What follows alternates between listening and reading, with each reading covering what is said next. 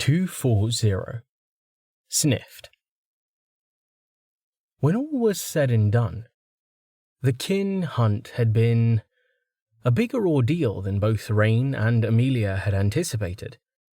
Not because of the guilders, the other parties having scampered away without confrontation, but because of the cleanup. The kin had spread out over a considerable area, and even with detection to find them, and ethereal aura to kill them from 2 tunnels over, collecting the tell meant navigating the entirety of the Shatter Warren. The zone was fairly tame, all things considered, but the Warren part of the name was accurate. The core of it was a pair of large intersecting fissures, intersecting in an X and making something of a crossroads. Smaller fissures and cracks split off from there, branching into a web of dead ends and cramped spaces. The adventurer's loot need was strong in both of them, but given the reward waiting with Mora and the more lucrative hunting in the depths below, it was debatable whether crawling through all that was worth it. They likely wouldn't have bothered had they not been engaged in a gratuitous leveling frenzy. Progress report. Marker 1, 3 core. 3061. First harvest 01. 0915. Marker 2, Horde handled. 3061. First harvest 1. 1802. Span 8.8 hours.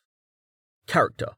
Total experience 6,136,316 to 7,936,316, plus 1,800,000. Monster kills 791,375. Stamina use 291,925. Mana use 734,415. Skills. Mana Sight, plus 103,200 experience, 0 to 10, plus 10. Mana Vent, plus 103,200 experience, 0 to 10, plus 10. Endless Quiver, plus 51,600 experience, 0 to 10, plus 10. Energy Well, plus 25,800 experience, 0 to 10, plus 10. Seeker Shot, plus 7,515 experience, 0 to 8, plus 8. Airwalk, plus 17,715 experience, 0 to 7, plus 7. Attract, plus 6,270 experience, 0 to 6, plus 6. Healing Word, plus 1,725 experience, 0 to 5, plus 5. Sniper Shot, plus 1,500 experience, 0 to 3, plus 3. Empire of Brawn, plus 2,000 experience, 0 to 2, plus 2. Empire of Drive, plus 2,000 experience, 0 to 2, plus 2. Empire of Grit, plus 2,000 experience, 0 to 2, plus 2. Empire of Will, plus 2,000 experience, 0 to 2, plus 2. Prismatic Intent, plus 18,202 experience, 10 to 11, plus 1.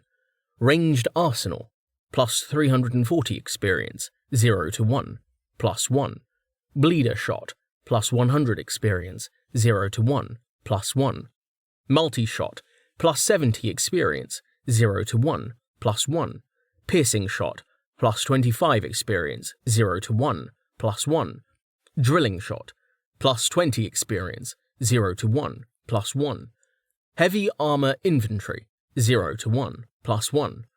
Strong Draw, 0 to 1, plus 1. Skills. Filter, granted. Heavy Armor, Tier 3. Mana Vent, 10 out of 10, granted. Heavy Armor Inventory, 1 out of 10. Experience, 0 out of 800, granted. Hurling, Tier 3. Ranged Arsenal, 1 of 10. Experience, 340 of 800, granted. Magical Utility, Tier 3. Mana Sight, 10 out of 10, granted. Physicality, Tier 2, Airwalk, 7 out of 10. Experience 1,315 of 8,800. Granted. Restoration, Tier 0, Healing Word, 5 out of 10. Experience 325 of 1,100. Granted. Sharpshooting, Tier 0, Seeker Shot, 8 out of 10. Experience 1,215 of 2,900. Granted. Drilling Shot, 1 of 10. Experience 20 of 100. Tier 1, Piercing Shot, 1 of 10. Experience 25 of 200. Granted. Strong Draw, 1 of 10. Experience 0 of 200. Granted. Tier 2, Endless Quiver, 10 of 10. Granted. Sniper Shot, 3 of 10. Experience 300 of 1,600. Granted. Tier 3, Bleeder Shot, 1 of 10. Experience 100 of 800. Granted. Multi-Shot, 1 of 10. Experience 70 of 800. Granted. Survivalist Utility. Tier 1, Attract, 6 out of 10. Experience 1,270 of 3,200. Granted. Utility Auras. Tier 1, Energy Well, 10 of 10. Granted. Tier 3, Empire of Brawn, 2 of 10. Experience 1,200 of 1,600. Empire of Drive, 2 of 10. Experience 1,200 of 1,600. Granted. Empire of Grit, 2 of 10. Experience 1,200 of 1,600. Granted. Empire of Will, 2 of 10. Experience 1,200 of 1,600. Granted. Free skill points, 1. Energy Well had come first. At its 20% base efficiency, it was easy for Rain to simply throw mana at, which in turn made it the perfect tool for leveling Unity on Amelia's side. With the stamina that came as a byproduct, Rain had maxed Mana Vent, prioritizing it as the skill that made the biggest difference to his overall survivability. Then came Airwalk. While he'd made good headway in ranking up the mobility skill, the best he'd managed thus far was 5 slow steps without falling flat on his face.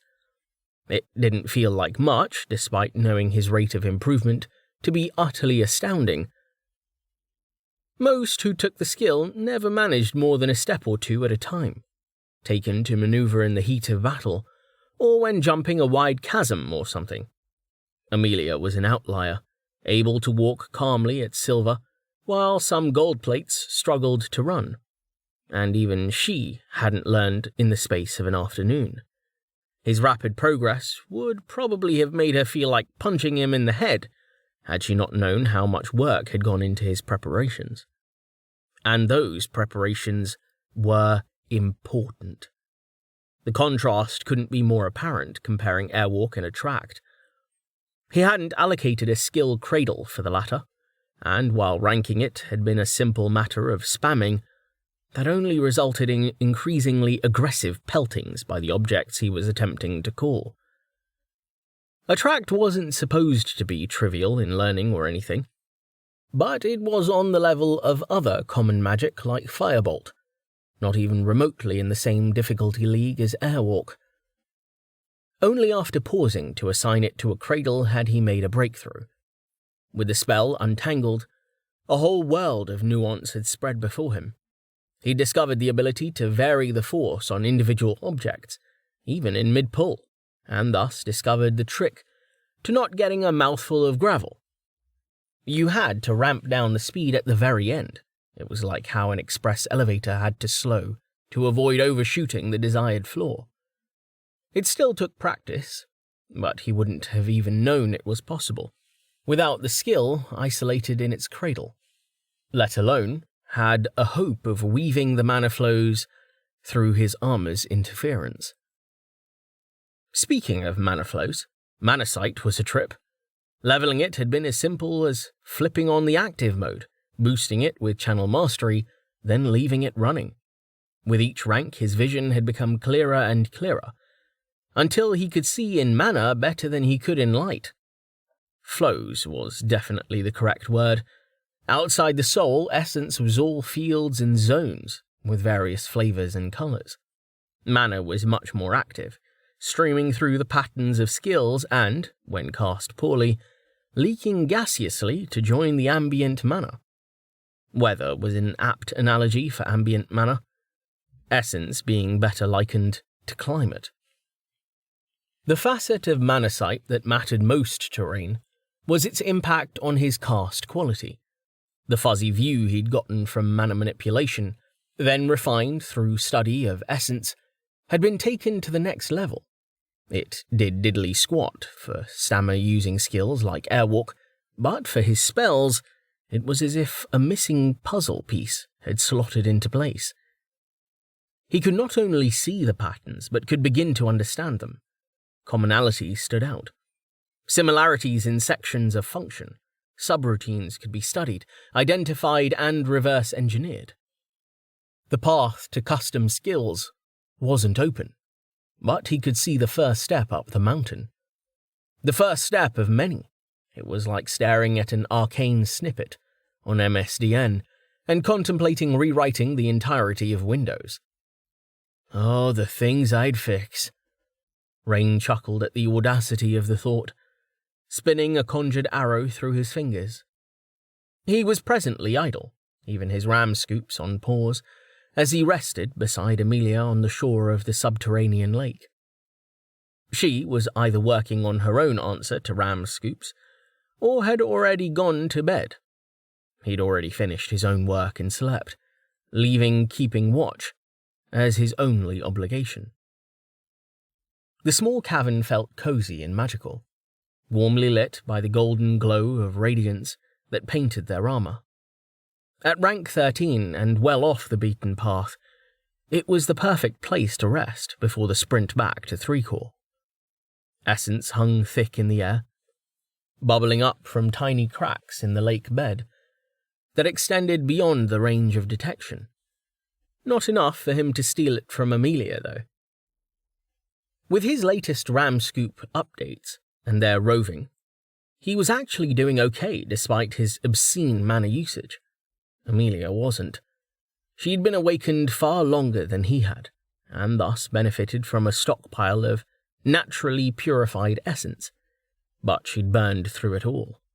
Boosted Unity was expensive, and he couldn't cover her half with essence well effectively.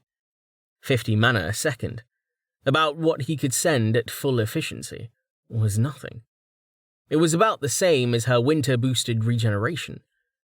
While they could have continued with transferred mana alone, there was no need to, and he wasn't about to leave her behind when a few hours of work could set her right. He would never say it, not wanting to get killed, but lately she'd been looking a little flabby in a spiritual sense. It was actually a good sign, meaning she was on the same path of growth as he was, albeit at a less explosive pace. Ram scoops, or whatever equivalent she came up with, would help. Prolonged lack of pressure had led to his own paling shriveling up like a grape on the way to raisinhood, but his growing confidence in all things soul-related assured him that it wasn't an issue. It was just a symptom of the degree to which he'd outpaced his tree unlock schedule. If anything, I think I can push even harder. Not right now, though. Plenty of other stuff to catch up on. Summoning a zone codex, and still idly playing with the arrow, he began to read, only to be given pause 2 lines in. There'd been a hit on the detection anchor he'd left at the crossroads. His sweep patterns quickly identified it as not one signal but 2 on top of each other, a human and a tamed monster. Both were unknown to him, approaching the intersection from the direction of 3-core. His arrow, now frozen mid-twirl, Rain flipped mana sight to active and pushed it through detection, which he'd been delighted to learn counted as a compatible sensory skill. The combo didn't let him actually see through detection in a physical sense. It was still just radar returns, but it did make mana into a valid target. Thus, he discovered that both the human and the monster had silver-level mana pools. A subsequent query revealed the human's mana to be almost entirely light aspect. Illuminator Legros? No, that's silly. Why would he leave 3-Chord just after his apprentices arrived? And Illuminators aren't tamers. They've got crafting classes, so he wouldn't be alone out here. The Entente would never allow it. It's probably just some random silver headed for the Foundry bypass. A tamer with light aspect mana. Why? What's the point of that? Unless it's not a tamer. The monster could belong to someone else. Damn it! The anchor's not good enough for me to tell who's chasing who. The signals overlap with the margin of error. Biting his lip, Rain glanced at Amelia, wondering whether he should wake her. This was back at the crossroads, and likely had nothing to do with them. Very little time had passed, but the pair were moving fast. He'd learn soon enough which path they chose, and the one that led toward their little cave was otherwise a dead end. They'd have no reason to take it. Before the pair reached the intersection for him to find out, more signals appear. Ones he did recognize. Mora? And the fledglings? The Beardy brothers too? The unknown signal must be the Illuminator then. Why is he so far out front? And where's he go? He just turned our way. Hey, Rain said aloud, laying a hand on Amelia's shoulder. Her eyes sprung open. Trouble? Possibly, Rain replied, getting to his feet as she sat up. Company for sure. He moved to face the entrance. Unless I'm very wrong, I think Illuminator Legros is coming to say hello. Riding some sort of monster. I don't have an ID lock, but that's the most reasonable scenario. Mora and her guards are chasing him straight towards us, and they brought the fledglings. What? Amelia asked, as she rose to join him, summoning her bow. You're sure they're coming here? Unless they took a wrong turn. Our runes are on, so it's probably a tracking skill. What is this guy's build? Is he a crafter or not? How long do we have? Amelia asked, dismissing her bow again. At the speed they were going, about a minute, Rain replied, realizing he was still holding the conjured arrow. He tossed it into the lake, dismissing the codex window. They just left range of the anchor. Mora's group has sped up and just took the same turn. Either they're tracking us too, or they're tracking Legros. If it's Legros, you're sensing, Amelia said, why would he follow us? Rain searched the inside of his cheek with his tongue, but didn't find the answer. Impulsiveness? He guessed. Mora did say he was a trial. You don't think detection's wrong, do you? Counter-divination? Rain shrugged. It doesn't feel like it's being messed with. No matter the criteria I pick, the signals are clear, and they're following the tunnels perfectly. A mentalist could probably make me hallucinate something that detailed, but not through Granny Brain's shell. Can you think of any other way to fool detection so completely? Amelia shook her head. 20 seconds, Rain said, picking up the lead pair directly and estimating their speed. Mora and the others were now in the dead end. She wouldn't have brought the fledglings if she was chasing a fugitive or something, but he still felt himself tensing up. Occam said it was the Illuminator. Murphy said they were about to be in a fight for their lives. Just before the 20 elapsed, light exploded from the cave entrance. Curtains of violet and blue came first. Vibrant auroras, slithering like ribbons into the chamber, and chasing the walls to surround them. Next came showers of sparks, blue again, exploding in random clusters like silent fireworks. One cluster detonated practically in his face, and sent his heart leaping into his throat. But the sparks only flared when they came into contact with radiance. In addition to making a great nightlight, the inverted offensive aura gave him some token light resistance. But this hadn't been an attack to be resisted. It was showboating. "Allo, allo, allo," a male voice cried out in Zealander, swarms of blazing stars whizzing through the room and detonating in riots of colour. But Rain's eyes went to the enormous monster that had just surged out of the tunnel, heralded by the muffled thudding of dozens of padded feet. It was a catapede. That wasn't the system's name for it, but Rain's, decided in the spur of the moment. He couldn't see health bars or title cards for other people's tamed monsters outside of a lair. The creature had sleek white fur and a snaky body the length and breadth of a fallen oak tree. It reminded him of a certain luck dragon, except Falcor hadn't had nearly so many legs.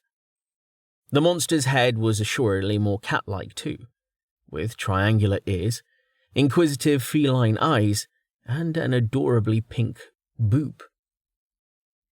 Movement from the catapede's back tore Rain's eyes away from its majesty, and he beheld quite possibly the most flamboyant individual he'd ever seen.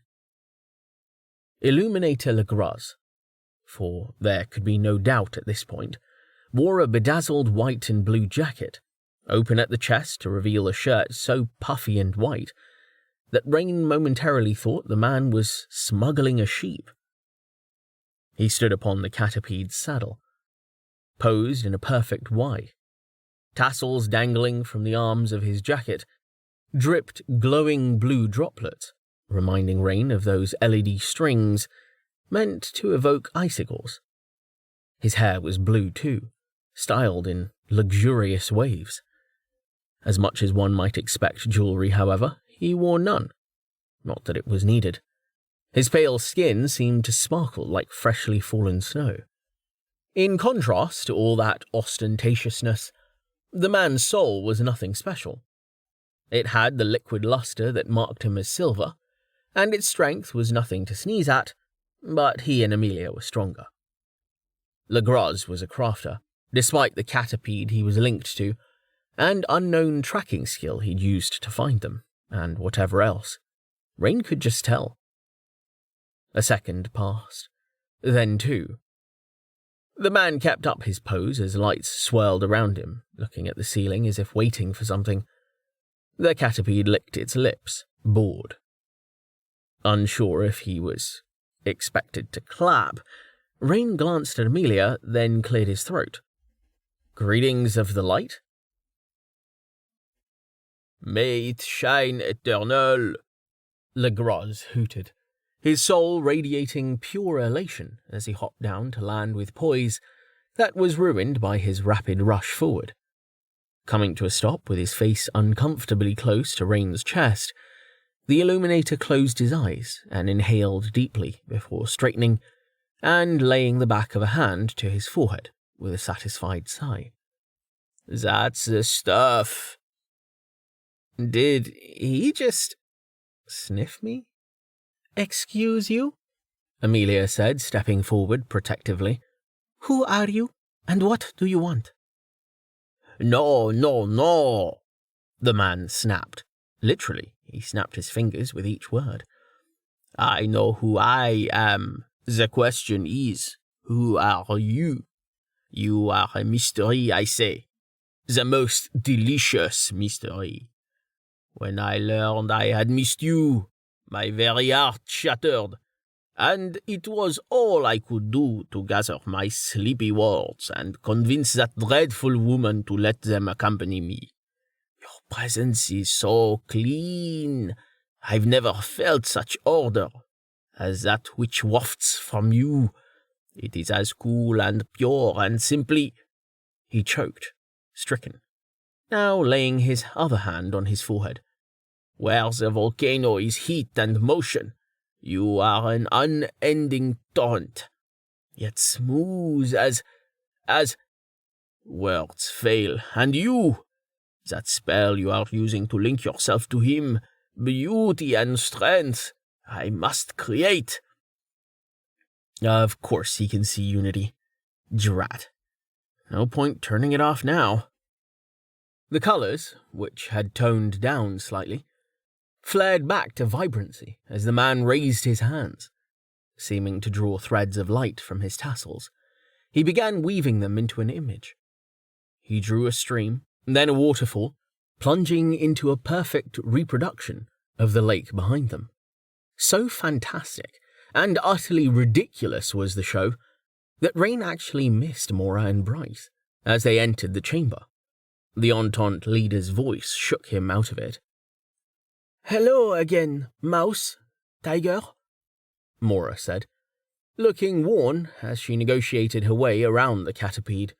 She stopped by its head, reaching up to rub behind its ear, which it seemed to appreciate. "Sorry about this. I tried to stop him, but—" "Oh, gods!" Gen panted, stumbling out of the tunnel with his sister riding piggyback. "Why is everyone so fast?"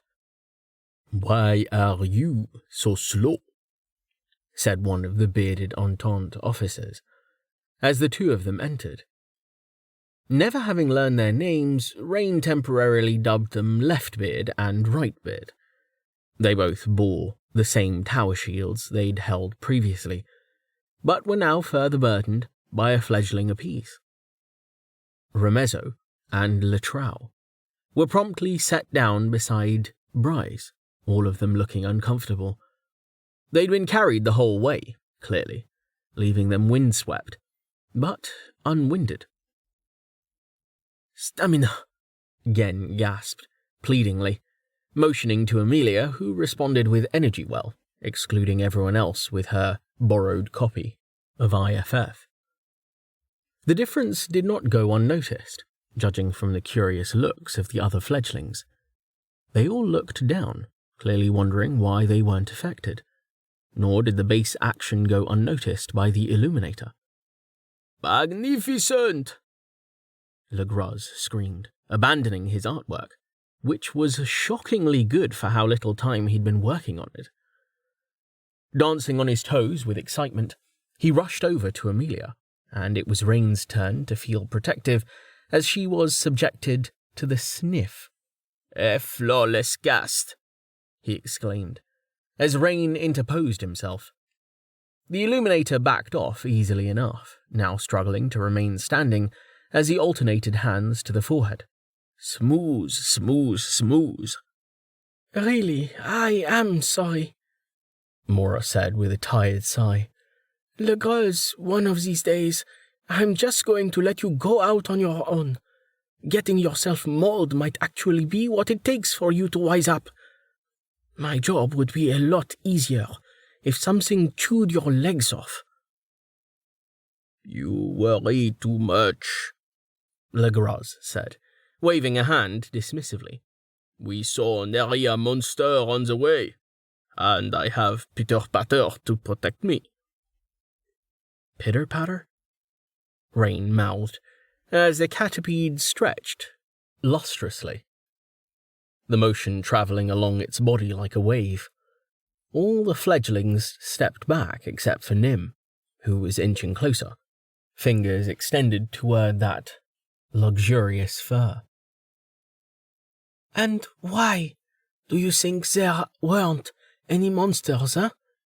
Mora demanded, marching up to Legraz and pointing at Rain and Amelia without looking at them. "If they hadn't cleared the way, you and your cat would be kin food." "Pfft, kin," Legraz said, waving a hand again. "Pitter-Patter would not be bothered by such disgusting and feeble things." Mora sighed, muttering to herself. "Talking to you is useless." Straightening back up, she turned to face Rain and Amelia. "Good work, you two. I wasn't expecting you to be so fast about it, let alone so thorough. I'll pay you in a minute." Rain glanced at Legraz, wondering if it was okay for him to know about the secret quest, But Mora just sighed. "Don't worry about him," she said. "I doubt he even heard a word I said. In fact, he doesn't pay attention to a damn thing if it doesn't interest him. And it looks like that's you today. Again, I'm sorry." "It's fine," Amelia said, dancing around Rain to keep him between her and the overexcited Illuminator. "You must tell me your secrets," Legraz demanded. "We must do no such thing," Rain said. "I'd be willing to share a few things. Maybe, if you tell us how you did that." He gestured toward the unfinished artwork, hanging forgotten in the air, but no less vibrant for being neglected. "How dare you!" Legraz shouted, but his sudden affront wasn't from touchiness over Illuminator's secrets, or related to Rain's words at all, apparently. He whirled on the catapede, jabbing at it with a finger. "You take that back." The catapede released a deep, unrepentant meow. Legraz huffed even louder, perhaps perceiving some grievous insult, then proceeded to get into an argument with the elongated cat beast. Nim wisely vacated the area. "Where's yours, anyway?" Leftbeard asked. "Huh?" Rain asked. "I'm sorry?" "Your pet slime," Leftbeard clarified, inclining his head toward Amelia. "Or hers. The one that was on her shoulder before." "Oh, he's around," Rain said, checking inside his soul. In the face of this ridiculousness, he supposed it didn't really matter if anyone realized Dozer could pop in and out of existence. He'll come out once he's done sulking. That got him a curious look, but there was no time for follow-up before Legraz was striding back toward them, beaming with his arms wide open. "Peter Patter and I have decided. You will come back with us to Srikor." "No," Mora said flatly before Rain or Amelia could reply. "They have business in the depths. That doesn't involve babysitting a crazy person. You have apprentices to train." "Deities grant us shelter," said Brightbeard. Rain made a placating gesture. "As I said, we'll be happy to tell you some things, if you tell us some things. Maybe over a meal?" He jerked a thumb over his shoulder. "There's a big fish thing in there that we were planning on eating. After that, though, we really do need to be going." "Oh, pooh," Legraz declared, stomping a foot. He glanced back at Pitter-Patter. Then his grin returned. "Very well. We accept your offer of frontier sustenance, and then we shall come with you to wherever it is that you go. Now, to begin, I have just a few questions." "Damn it, at least wait for the fish," Mora growled, moving toward Legraz and trying to herd him away without touching him. Of the two of them, Mora felt stronger despite being bronze. The way she was acting like he was poisonous likely meant she wasn't allowed to use force. Politics again. "Any ideas?" Rain asked, turning to Amelia. Unfortunately, there was no help to be found there. "So, how do you find the taste of your own cooking?" she asked, struggling to contain her amusement. "Just a few questions." "Ha!